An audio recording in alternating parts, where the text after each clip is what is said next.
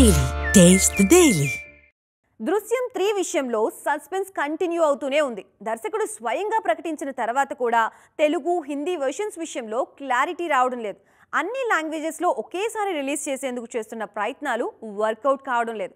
అసలు దృశ్యం 3 మేకింగ్ వెనుక ఇబ్బందులేంటి? దృశ్యం సిరీస్ లో ఇప్పటికే రిలీజ్ అయిన 2 సినిమాలు ఘన విజయం సాధించాయి. ఒరిజినల్ లాంగ్వేజ్ మలయాళంతో పాటు తెలుగు, హిందీ భాషల్లోనూ దృశ్యంకి మంచి ఫ్యాన్ ఫాలోయింగ్ ఉంది. అందుకే ఈ సిరీస్ లో థర్డ్ పార్ట్ కోసం చాలా కాలంగా ఎదురుచూస్తున్నారు ఆడియన్స్. రీసెంట్ గా దృశ్యం 3 అప్డేట్ ఇచ్చిన జీతూ జోసెఫ్ అంతే స్పీడ్ గా షూటింగ్ స్టార్ట్ చేశారు. ప్రెజెంట్ ఈ మూవీ వర్క్ లో బిజీగా ఉన్నారు మోహన్ లాల్.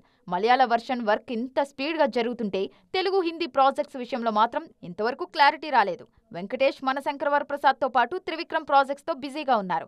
ఆ సినిమాలు పూర్తయితేనే మరో మూవీకి టైం ఇస్తారు. బాలీవుడ్ లోనూ పరిస్థితి ఇలాగే ఉంది. అజయ్ దేవగన్ వరుస సినిమాలు చేస్తుండడంతో దృశ్యం 3 ఎప్పుడు స్టార్ట్ చేస్తారన్నది అర్థం కావడం లేదు. దీంతో అసలు తెలుగు, హిందీ భాషల్లో ఈ సినిమా ఉంటుందా, లేదంటే మలయాళ వర్షన్నే పాన్ ఇండియా రేంజ్ లో రిలీజ్ చేస్తారా అన్న డౌట్స్ రైజ్ అవుతున్నాయి.